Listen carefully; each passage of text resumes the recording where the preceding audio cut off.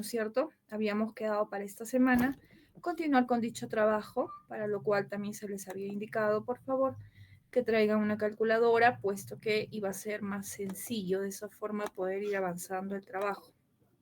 ¿Ok? Entonces, recordando, habíamos todos sacado nuestro índice de masa corporal. Sí, Marco Antonio. Profesora, si falte ese día, necesito esa parte para continuar haciendo lo de la clase de hoy.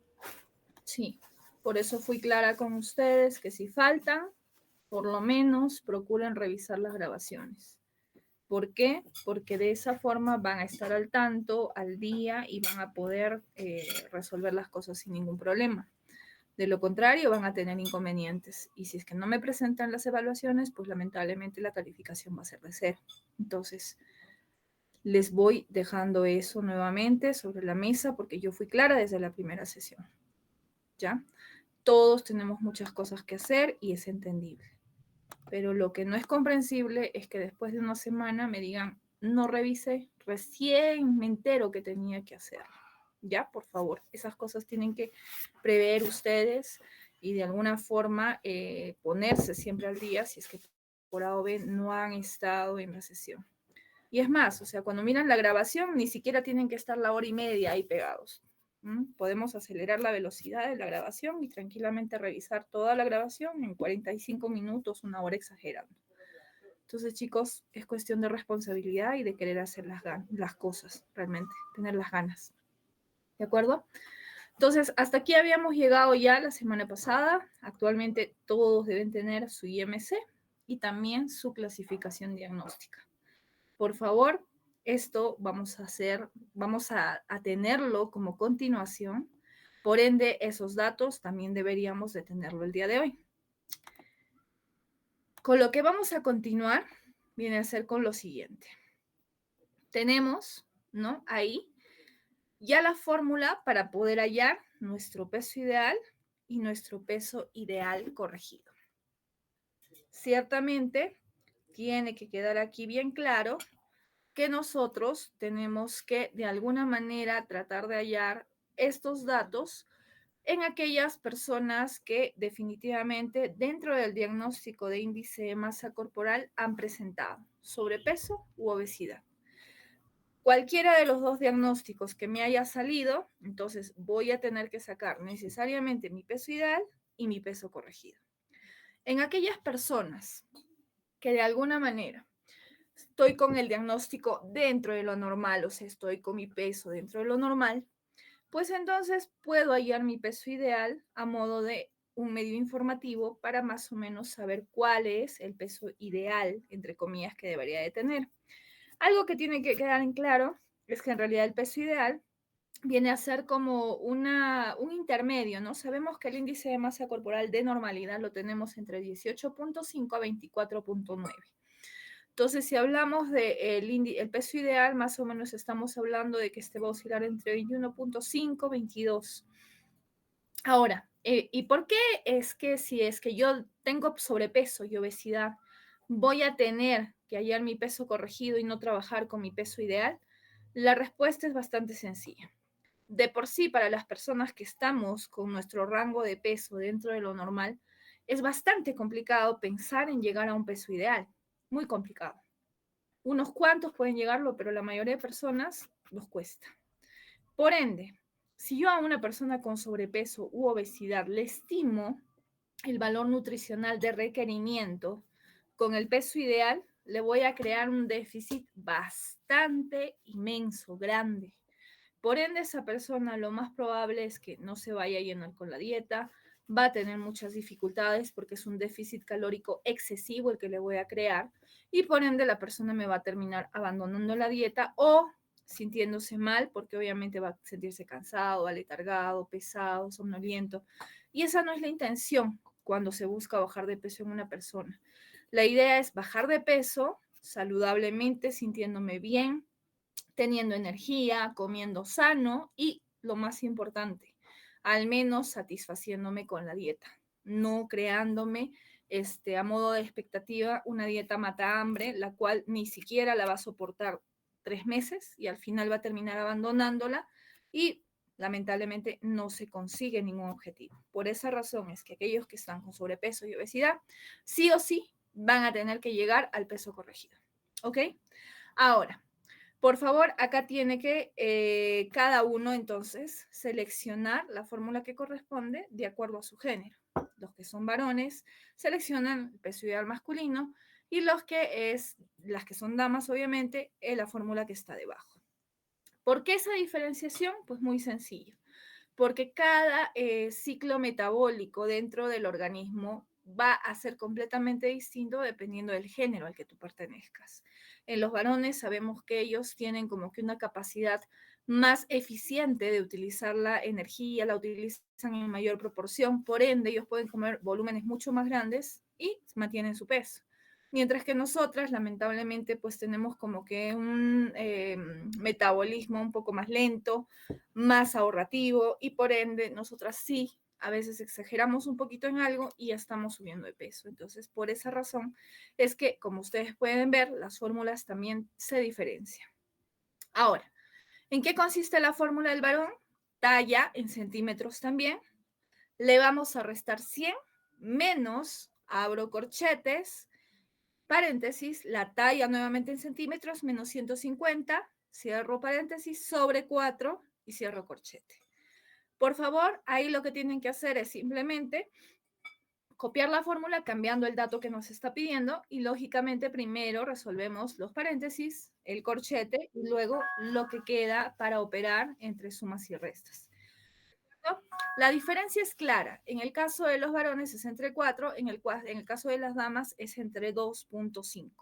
Así que por favor lo que empezamos a hacer ahora mismo es a poder sacar nuestro peso ideal todos y al costado donde nosotros tenemos el chat, vamos poniendo el resultado del peso ideal que nos va saliendo. ¿Ok? Vamos, empezamos a trabajar.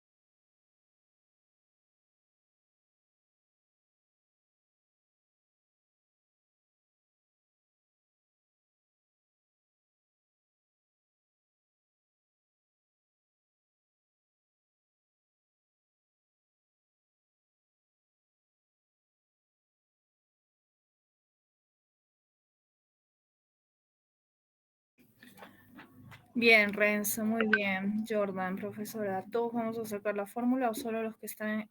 Dije bien claro que los que están en clasificación de sobrepeso y obesidad necesariamente necesitan la información, pero los que igual todos los demás hay en el peso ideal, al menos para que tengan una idea de cuál es su peso ideal. Cambiar peso 110. ¿Ok?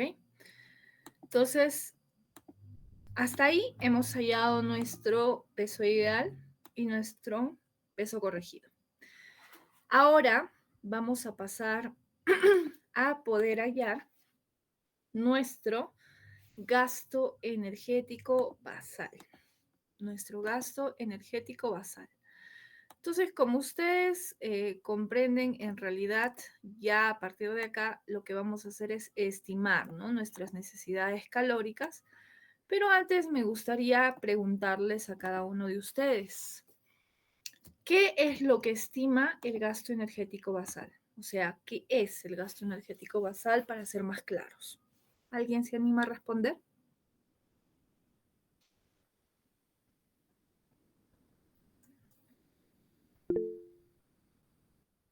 Adelante, Marco. Debería ser la pérdida de calorías, ¿verdad? Mediante pérdida de ATP. Ya, tú me has dado la respuesta de cómo o por qué se produce metabólicamente hablando o químicamente hablando un desgaste calórico, pero no me has respondido qué es gasto energético basal. O sea, tú me has hablado de la parte química. ¿Alguien más? ¿Qué mide el gasto energético basal? A ver, dale.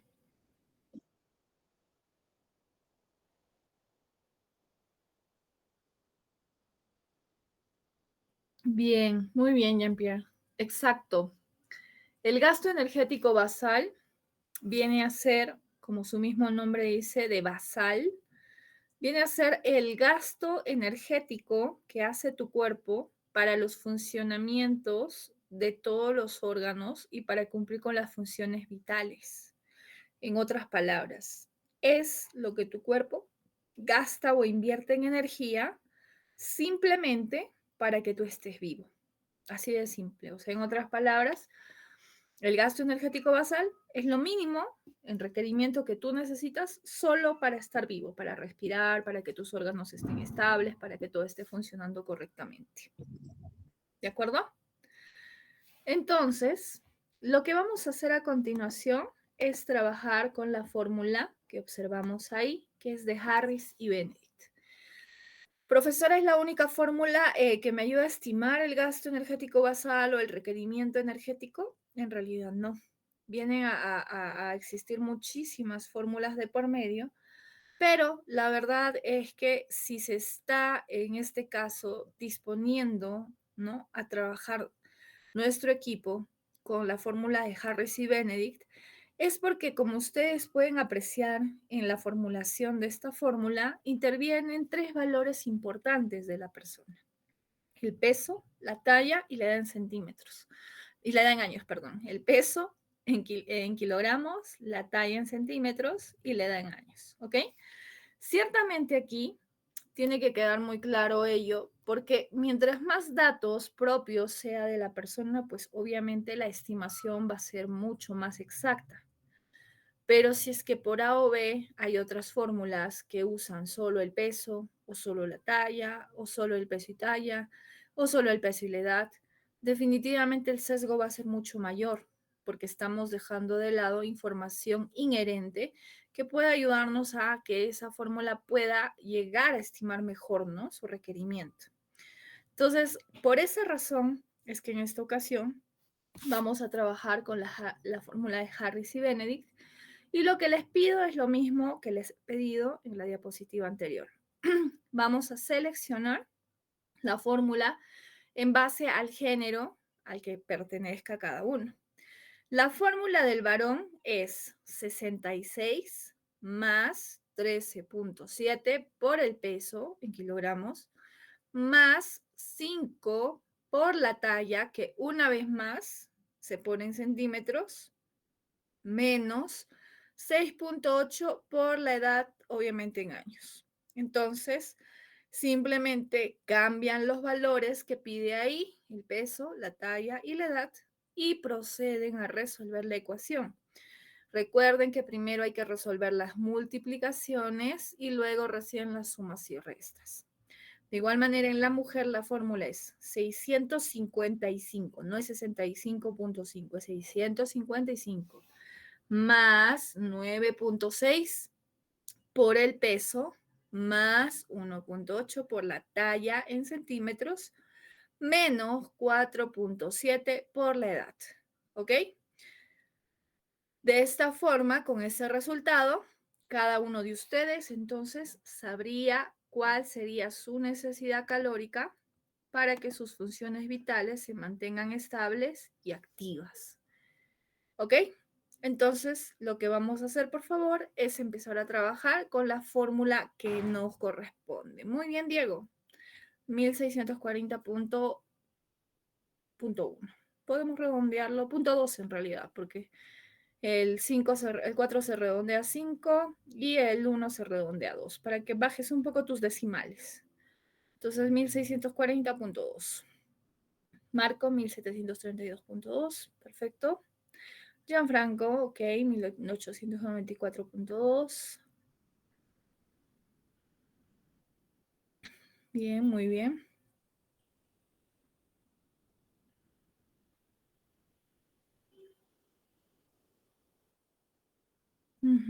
Renzo, 1775.8. Perfecto.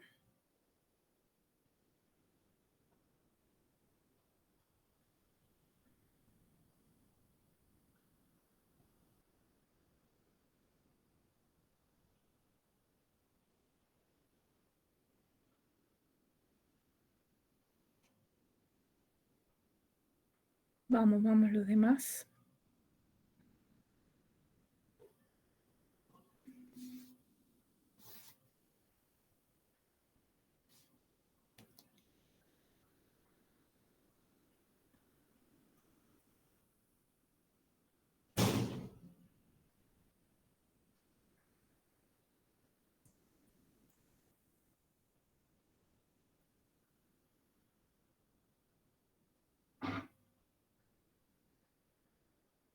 Jean-Pierre, ok, 2238.6.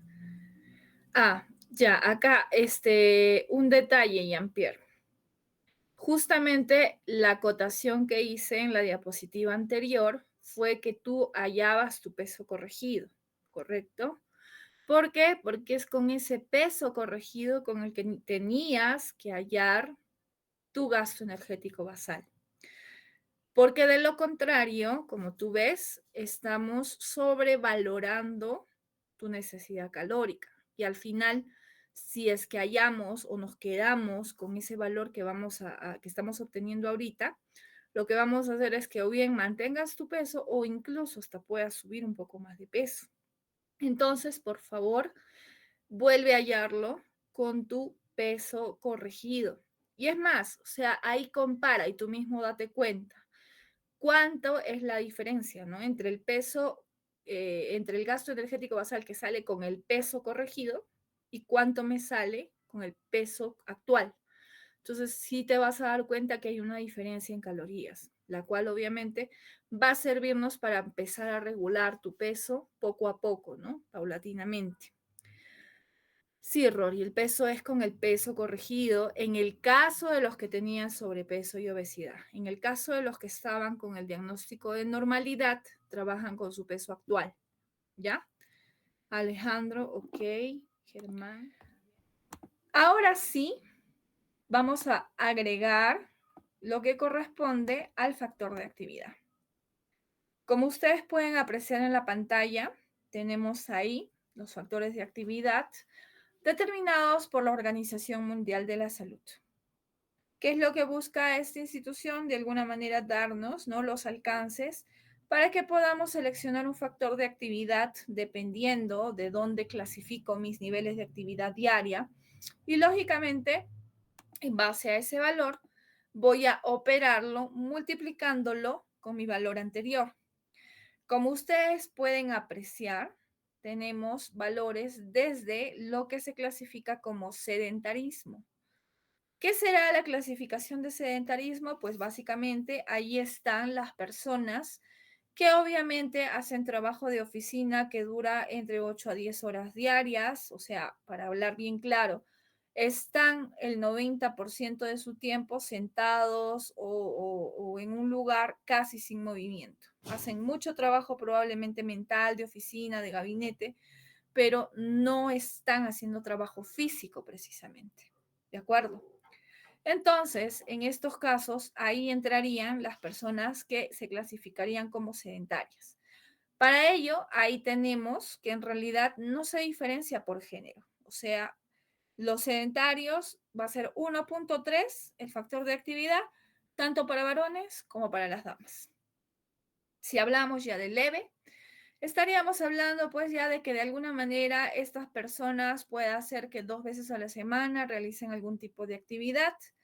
No muy intensa, pero sí relativamente, por ejemplo, puede ser, no sé, una clase de repente de yoga, una clase de aerobics de 40 minutos, media hora, que usualmente es lo que dura en los gimnasios, o de repente por ahí que me voy a hacer una pichanga de una semana, de un domingo, ¿no? Pero no estamos hablando de que es un hábito en la actividad física, sino que es esporádico, eventual. Ahí sí ya diferenciamos mujeres, el factor de actividad 1.5, y varones 1.6. Si hablamos de moderado, ya estaríamos hablando pues de personas que en este caso sí ya están pasando a realizar actividad física mucho más a menudo. En otras palabras, puede ser que entrenen 5 veces por semana o de repente todos los días, pero una sola hora. O de repente estamos hablando de 5 veces por semana, pero 2 horas, 2 horas y algo. Entonces, estamos hablando de que la actividad es moderada y que de alguna manera, pues ya la persona está generando un desgaste mayor. Mujeres es 1.6 y varones 1.7. Acá tiene que quedar claro también, por ejemplo, las personas que trabajan, hay oficios como el tema de obrero, maestro de obras, que ellos pues sí hacen trabajo pesado todo el día, o sea, ellos trabajan sus 8 a 10 horas diarias, cargando, subiendo, bajando, llevando, entonces definitivamente también podría involucrarse dentro de este tipo de factor de actividad. Si hablamos ya de intenso, ya estamos hablando, ojo, de gente que entrena a un alto nivel, entre 2 a 4 horas diarias, pero con estímulos fuertes, o sea, intensidades de entrenamiento altas, ¿ok? No estamos hablando de alguien que de repente, pues 2 horas voy al gym, pero entre lo que de repente hago un poco de vida social, un poquito de entrenamiento, nuevamente descanso otro ratón. Entonces, no puedo yo incluirme dentro de ese nivel de intensidad porque obviamente estaré en ese lugar o centro de entrenamiento ese tiempo, pero no significa que todo el tiempo esté en movimiento. Un deportista de alto rendimiento, que son los que usualmente ya están clasificados aquí, ellos desde el momento que llegan al estadio, inician con su articulación, calentamiento, el trabajo en sí que tienen que hacer, después la soltura, el estiramiento y en la tarde todavía realizan otra sesión más. Entonces, ahí es donde se diferencia claramente este término, ¿ya? Mujeres sería 1.9, varones 2.1. Y bueno, finalmente tenemos ahí el factor de actividad extremo, que en este caso ya están entrando, hay personas que obviamente ya se dedican al Ironman, por ejemplo, o hacen carreras de aventura que duran 2, 3 días, que actualmente están muy de moda. El Tour de France, por ejemplo, gente que se dedica a hacer competencias de ciclismo que también duran 3 días y más o menos pues van compitiendo 300 kilómetros, 180 kilómetros. Entonces, la idea aquí, por favor, es que en realidad ya estamos hablando de desgastes extremos, extremos. Casi la mayor parte del tiempo se la pasan en actividad física intensa. Entonces, obviamente, por esa razón es que ya el requerimiento va a variar muchísimo y el factor de actividad considerado acá es de 2.2 mujeres y 2.5 varones. ¿Qué vamos a hacer entonces ahora? Cada uno, analizando su día a día, se va a autoclasificar en cuál de estos factores de actividad ingresaría.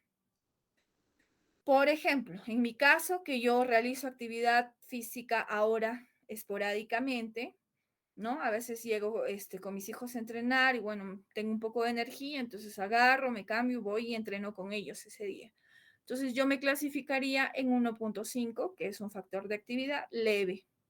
¿Por qué? Porque para la actividad que yo continuamente hacía, que antes era alto rendimiento, pues eso no es nada. Entonces, 1.5 sería mi clasificación. Entonces, ese 1.5, en mi caso, lo multiplicaría por el valor que me salió en mi gasto energético basal. O sea, el valor anterior que ustedes me han escrito aquí. Vamos, empezamos entonces escribiendo, multiplicando y escribiendo ahí en el chat qué es lo que nos sale. Muy bien, Renzo, 2308.54. Ok, perfecto. Todavía ahí no hemos hallado el total. Ojo, no hemos hallado aún el requerimiento energético total. Falta un paso más. Entonces, por ahora solamente es un valor que ya incluyó el factor de actividad, sí, pero falta todavía un pequeño desgaste más que esté incluido ahí. Así que, por favor, prestemos atención también a la siguiente parte, que ahora terminando esto les voy a explicar, y ahí sí habríamos hallado el gasto energético total de una persona. Actividad ligera, tampoco es el gasto energético basal, es el gasto energético parcial, podríamos decirlo, incluyendo ya gasto basal más factor de actividad. 1640, Gianfranco 2882, bien.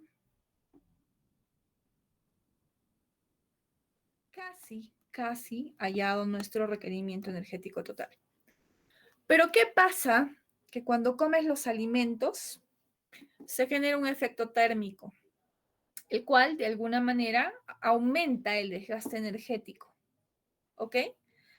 Entonces, para que ese aumento del desgaste energético durante la ingestión, digestión, degradación de nutrientes, absorción, no genere pues como que un déficit calórico en lo que yo estoy calculando, dentro de todo lo que viene a ser esta parte formulativa, se ha establecido que vamos a sumarle el 10% de lo que hemos hallado hasta el momento. Como ustedes pueden ver, hemos llegado hasta aquí, ¿no es cierto?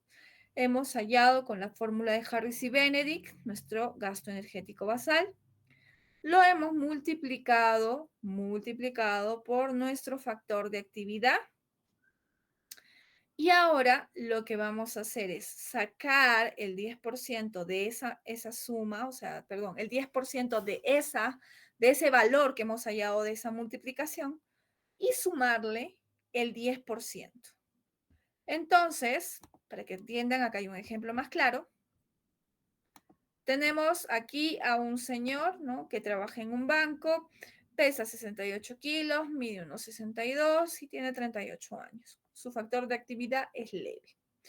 Como ustedes saben, hasta el momento, y es todo lo que hemos hecho, han hallado primero su tasa metabólica basal o gasto energético basal, donde simplemente se copió la fórmula, ¿no? 66 más 13.7 por el peso, más 5 por la talla, menos el 6.8 por la edad.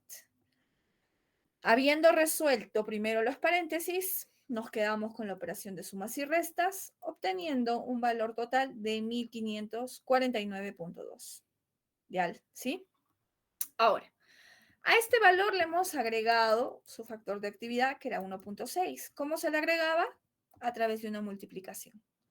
Entonces, 1549.2 por 1.6 me sale 2478.72. ¿Sí? 2478.72.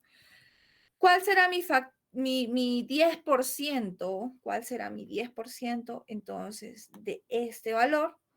Pues 247.8. 247.8, que en este caso, para hacerlo más rápido, le he puesto de 247, pero la idea sería que le copien con el decimal.